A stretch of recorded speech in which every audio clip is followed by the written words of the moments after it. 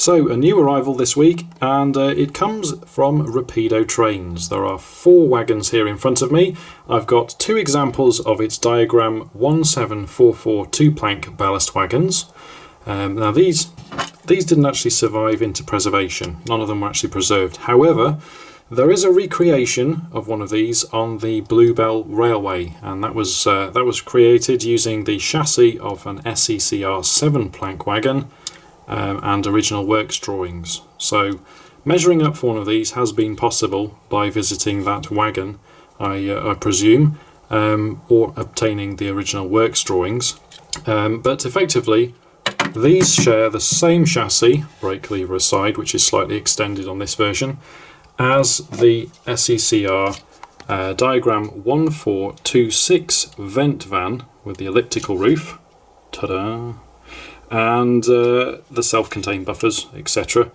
And this shares the same chassis as its previously released 5 and 7 plank opens, which arrived this summer. So you can kind of see the logic here from Rapido Trains in reusing that chassis and just maximising the revenue from the same tooling. So we have on the diagram 1744 2-plankers 11 liveries spanning the SECR, SR and BR careers. I have to say these wagons are really nicely produced. I mean, liveries are well applied. The detail of the transfer, the application of the tampo printing is crisp and sharp. It's just what you want. Nice satin finish there. These are looking far better than any wagon released to traffic would look, but there you go. That's all the joys of somebody who wants to model these. You can start weathering and looking at sort of picking out some detail. We've got 2 differences here actually with these 2 short plankers. You can see that the planking on this variant actually extends further than the planking on this variant. Now, I haven't read up completely on the history of these yet, so that's going to be by an exporter call for the January 2023 issue of BRM.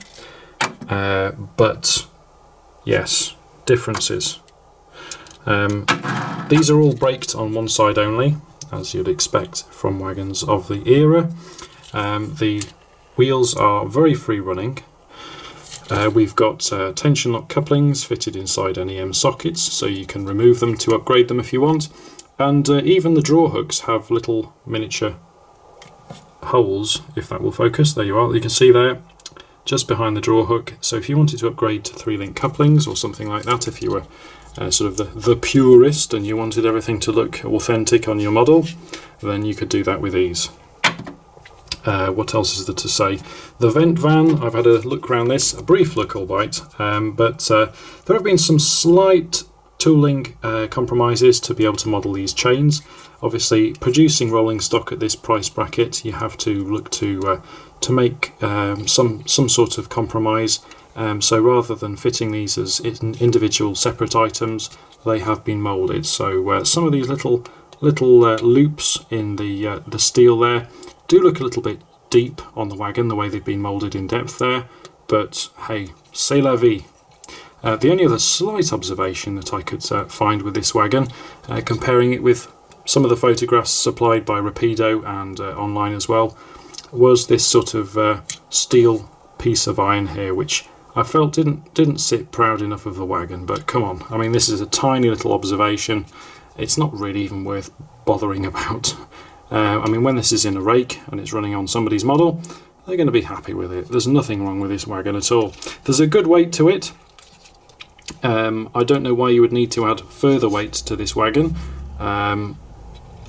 Yeah, there's plenty of weight there, very sturdy, and feels like it's not going to rock around on the layout. But if you wanted to add further weight, you could do so. Obviously, you can't injection mold a box shape, so the lids on these wagons can be removed very easily. They just clip into place. I found that by removing this wagon from its packaging, freely popped off, just because the packaging was quite a tight fit. If you want to read the full review, don't want to give it all away, do we? Oh yes, we've got some instruction booklets, not instruction booklets, but a bit of a background history of both the wagons. There we go. These are supplied with each of the wagons. There's a quick bit of publicity on what's coming from the manufacturer. But if you want to read the full review, take a look at the January 2023 issue of BRM.